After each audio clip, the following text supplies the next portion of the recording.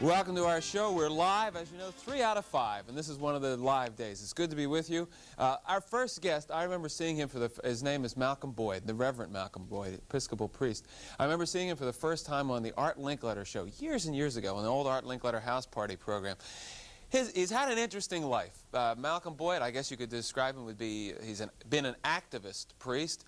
He was active in the civil rights movement. He was active opposing the war in Vietnam. He wrote a best-selling book called Are You Running With Me, Jesus? And then the fall, I believe, of '76, about 2 years ago, whatever it was, he announced that he was gay, which I think shocked a lot of people who had interviewed him on TV shows and read his books and stuff like that. He wrote a book called It's Time to Take Off the Mask, which I've read. Originally, this book he wanted to have published after he died, which I think is interesting, to decide that you would write something, then wait until you die, and then make the decision, no, you're going to reveal that you're out of the closet, you're homosexual. So let's find out what's happening in the interesting world of the Reverend Malcolm Boyd. How have you been? Always a complicated question.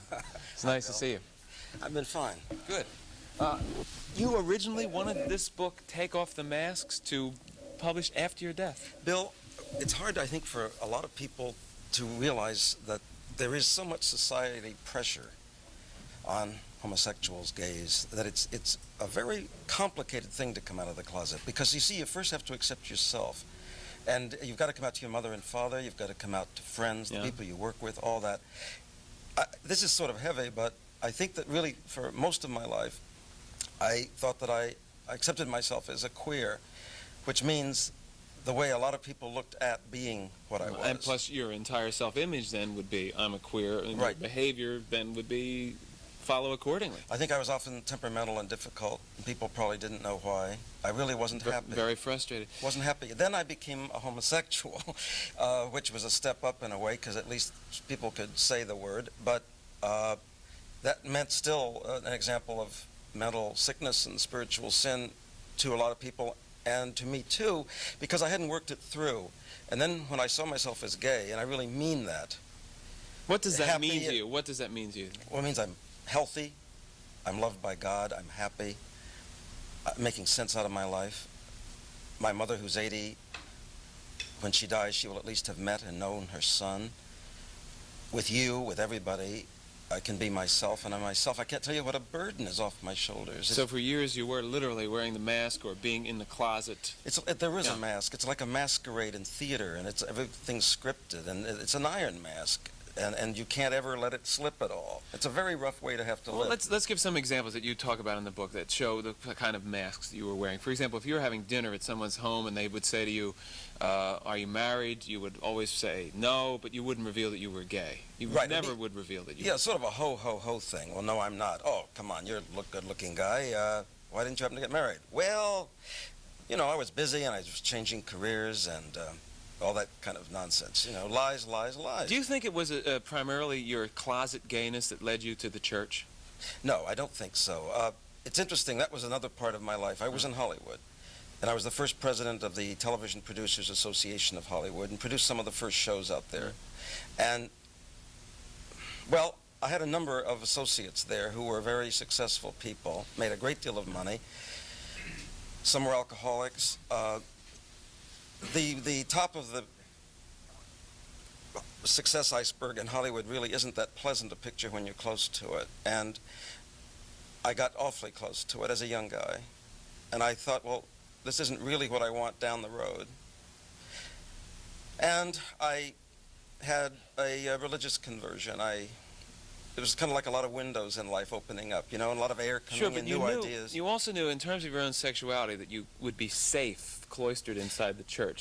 That's the impression I got from reading your book. Well, maybe I did, but I'll tell you something interesting about that. Okay, I think there was a time when I went into the church that I thought this would be a cloistered place, and I'd be sitting around having tea with church women in the afternoon and give sermons on Sunday, and life would be ordered.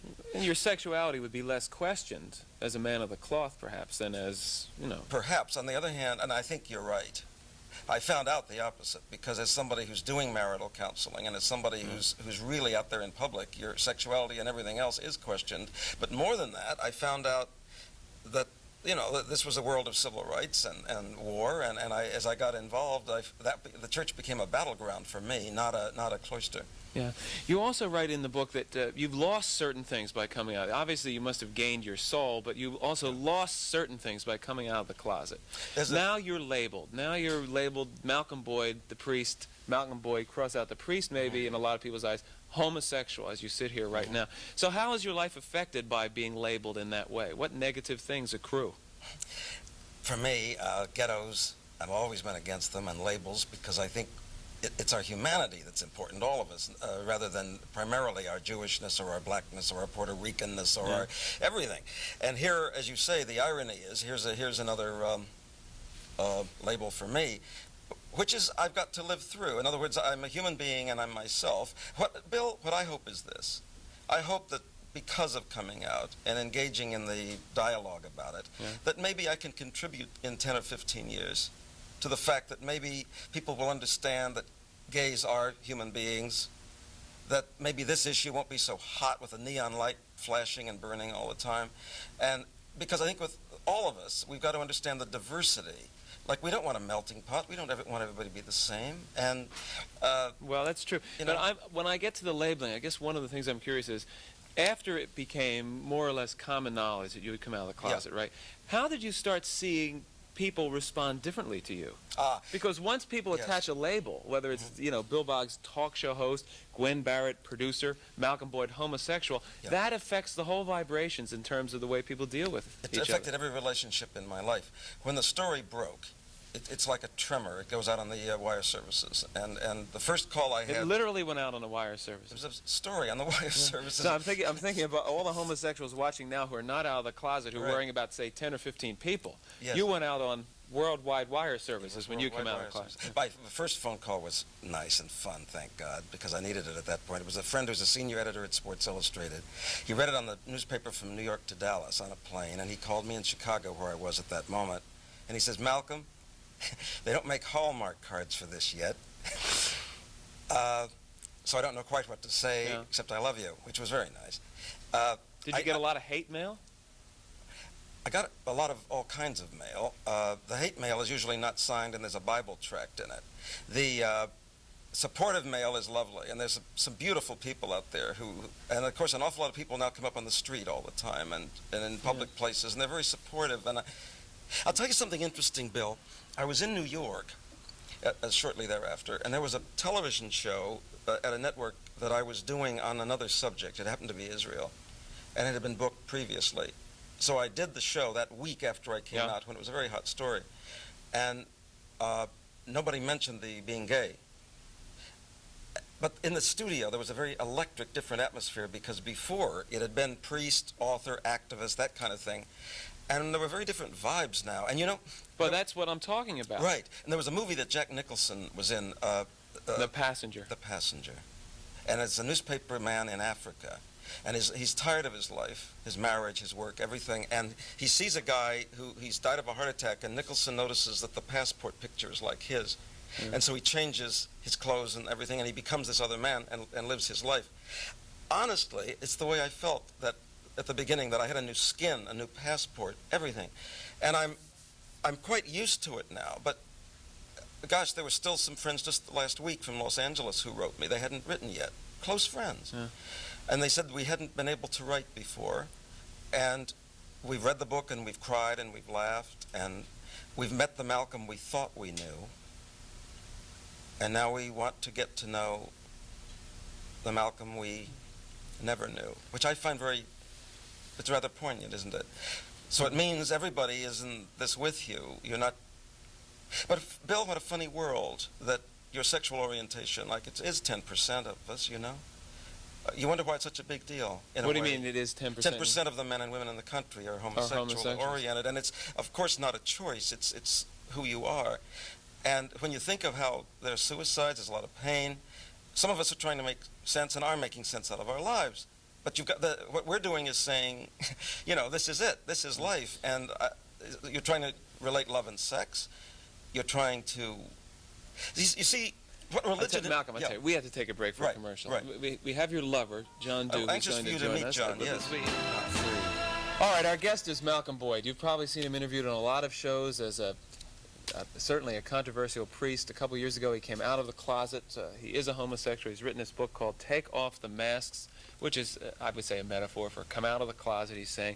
He's with us right now in a rare appearance with his lover, John Dew. John, I welcome you to the show. Thank you. What happened to your life when the two of you came out of the closet together as a couple? This is a monogamous relation. I even have trouble saying the word. It's a monogamous relationship, yes, right? Yes, it is. What happened to your life? What kind of work were you doing? And it was interesting. I had studied for the Roman Catholic priesthood when I grew up in Miami, Florida, for 2 years, and then I studied I studied opera in Rome, and at the University of Miami, music education. Worked in London, came back to the United States, and went to Los Angeles and opened up a business, which was quite successful. I had that for 15 years. When Malcolm and I came out in the newspaper in Chicago, Roy Larson's article, the business started to receive death threats, or I started to receive death threats in the shop. Business dropped considerably.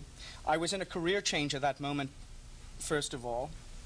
This only gave me the added impetus to make that decision and to find something that I wanted to do. So you really had a sense at that point of how threatening you two must be to people. It was, yes, I imagine so. Yeah. And all we have is love for each other. I can't see the threat that it offers, except perhaps in their own sexuality. This is only, in the history of my being on Midday, I think this is only the second time I've interviewed a homosexual couple. So there's a couple basic things I want to ask.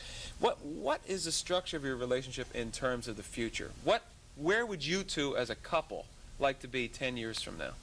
Together? Together. Yeah, the geography I don't think is that important. I mean, it could be New York or San Francisco. No, I didn't mean where logistically, but you just want to be together. Do you see yourselves going all the way like a marriage? As long as we continue to grow together, I think, and to continue to share and care for each other, yes. Would you ever get legally married? Would you ever sanctify it in that way? Well, it's a heterosexual pattern. I don't think we see it that way. In other words, we're not procreating. We don't. A gay union, I think we already feel that we have, but I don't think you want to. There's no point in taking a pattern out of your own experience, I think. Would you ever want to attempt to set a precedent and adopt a child? Well, I think if one wanted a child, I don't think either of us does, actually. You don't want one? Yeah. No. And also, what about the pattern in the relationship? I'm asking these questions from the standpoint of things that people might really wonder about a homosexual couple, right? Is one person more the husband and the other person more the wife? We have no role-playing. No role-playing? No role-playing at all in that aspect. It's interesting because I know people always do wonder about that, yes. and we really don't. We're just ourselves, two people. Also, how far do you go to make concessions about societal norms? For example, obviously you have a sexual relationship. Do you kiss and hug or hold hands in public? There are gay restaurants where you hold hands. I don't think we meet at an airport. A lot of men these days embrace. Yeah. I think we're aware. I think checking into hotels is interesting always because we sleep together. Yes. We believe in sleeping together, and we always do. And sometimes so you ask get for a double bed? You double bed, and the eyebrows. Preferably king-size bed. Eyebrows whatever. kind of go up sometimes. You know, somebody says, I have two nice twin beds, and you say, well, I think I'd rather have a nice king-size bed. That's it, but maybe with a vibrating or a Not water. necessarily. No, not necessarily. Don't have to go that far, right? I understand. Right. And how about the division of labor in the relationship in terms of who cooks, who cleans, just some of the practical things? We both cook. John, I think, may cook a little more. Certain things. I make a good gazpacho. I make a good salad. I'm very good at washing dishes. Thankfully. We divide up chores. And how about the people who right now at this very moment say these two gay guys are really flaunting it on the Bill Boggs show? Yeah, I think that's a very good... Flaunting. Yeah, I know. To a lot of people, anybody's flaunting it when they're themselves, when they're up front. A lot of Christians say a Jew is flaunting it if the high holy days are observed kind of in a noticeable way. A lot of whites say a black is flaunting it if there's some pride there. A lot of Anglos say a Latino is flaunting it. Maybe they don't like to even talk that way. Right. There's some macho men that think a feminist woman is flaunting it if she's not daddy's little girl or a sex kitten if she's an executive and Right. she's running the place. So I think in our society we ought to be honest about the flaunting it thing, because I think it offends people when somebody else is himself or herself in a particular way. Like, I don't know how you feel about that, John, but I feel we're just being ourselves, and we're trying to reach some of our gay sisters and brothers who are hurting, and we're also trying to interpret to some non-gay people that we're human beings and we love each other, and, you know. I've seen people touching each other, heterosexual couples, from the beginning of my life. I think more touching needs to be done, not only by heterosexual couples, by homosexual couples, by homosexual people, by heterosexual people. But, you know, the same people who threaten to, you know, kill you and... don't consider that flaunting it. I really consider that showing affection for one another, and I think more of that is needed. Just a smile on the street, seeing someone and saying, hey, I know where you are. I may not know where you are, but I give you support. You're a fellow human being. What I was trying to interject here is the same, I would assume, it could be an erroneous assumption, I don't think so, that the same people who were threatening to kill you and close your business, blah, blah, blah, when you two came out, would really go wild if in the next 10 years homosexual men and homosexual women started kissing a great deal more in public, hugging in public, because of, I think, underlying this fear is its effect on children, that somehow their children will see it, or they'll see you two on TV today, and that they will no longer have a heterosexual role model. Dear God, I wonder how I ever grew up. I was a child myself once, and I knew, I think at the age of 12, that I was homosexual. How did you know? I've never had an erotic feeling for a woman sexually in my life. And I think at that time I did know.